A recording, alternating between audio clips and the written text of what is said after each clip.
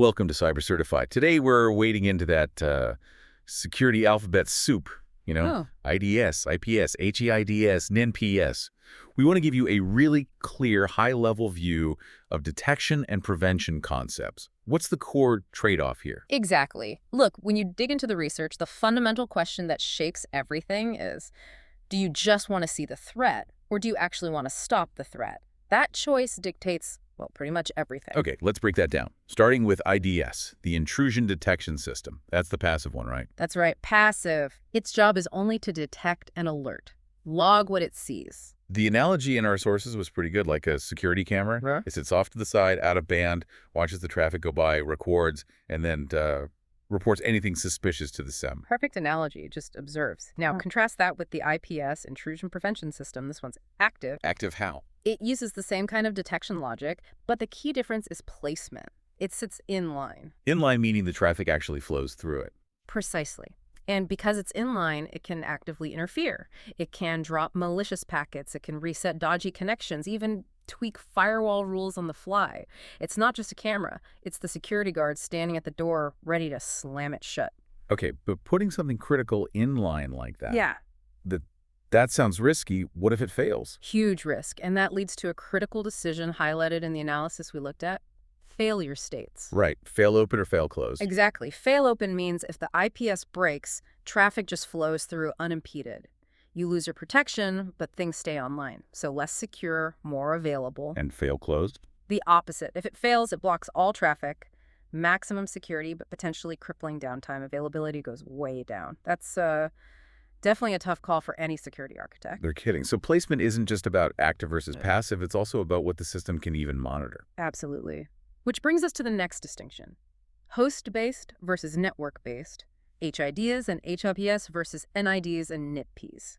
Okay, let's tackle host-based, first HIDS and HIPS. These sit directly on the endpoint, the actual computer or server. Correct. There's software agents installed right there. And the big advantage, the sort of aha moment from the sources, is that because they're on the host, they can actually see traffic after it's decrypted. That's the key insight. Think about encrypted web traffic, TLS. A network device often just sees gibberish, but the HIDS or HIPS on the server sees the decrypted data as the server processes it. It also monitors internal stuff, weird logins, suspicious file access patterns. Okay, but the downside must be managing all those agents, right? Scalability and maybe CPU drain on the hosts themselves. That's the trade-off, yeah. Can be a management headache and consume resources on each individual machine. So what about the network side, NIDS and NPS? These guys sit at strategic points in the network. Think network choke points, like where your internet connection comes in or between network segments. They watch traffic from many systems at once. Good for spotting broad things then, like scanning across the network or maybe the start of a DDoS attack. Exactly. Great for that big picture network view. Catching reconnaissance, widespread attacks in flight, but their Achilles heel, encryption, TLS, IPsec.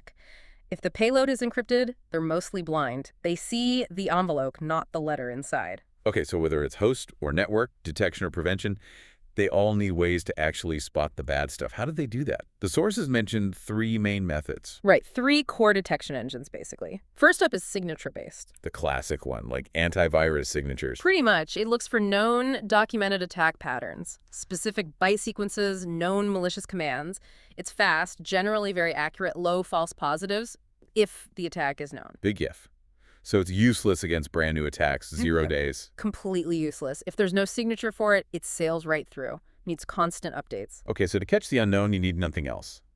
Anomaly-based. Yeah, this one's different. It learns what normal looks like on your network or host over time. Statistical baselines, typical traffic volumes, common protocols, usual user activity.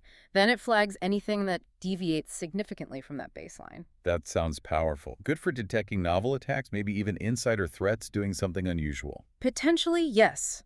But the huge drawback, mentioned over and over in our sources, is false positives.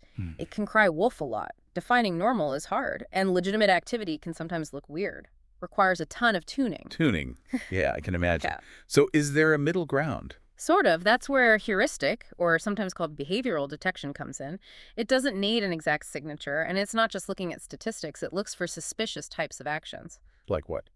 like a program suddenly trying to modify critical system files Yeah. or attempting to inject code into another process or making weird network connections, actions that smell fishy even if the specific code isn't in a signature database. So it's inferring intent based on behavior. Yeah. Can catch variations of known malware, maybe even some 0 days. That's the idea. It's more adaptive. Yeah. But it can be complex and often requires significant processing power to analyze all that behavior in real time. Okay, so pulling this all together, Hmm. it seems like effective defense isn't about picking just one thing. It's about balancing these approaches. Absolutely. You're balancing detection methods, signatures for knowns, maybe anomaly or heuristics for unknowns. You're choosing IDS for monitoring versus IPS for blocking. And you're deciding where to place them based on whether you need network visibility or that deep host-level view, especially with encryption. It's all trade-offs. It really is. Which leads to a final thought for everyone listening. Considering how tricky anomaly detection is, with all those false positives, how much time do you think security teams actually spend just trying to teach the system what normal even looks like before they can actually trust its alerts? Something to think about. If you like this video, please feel free to like and subscribe to the channel.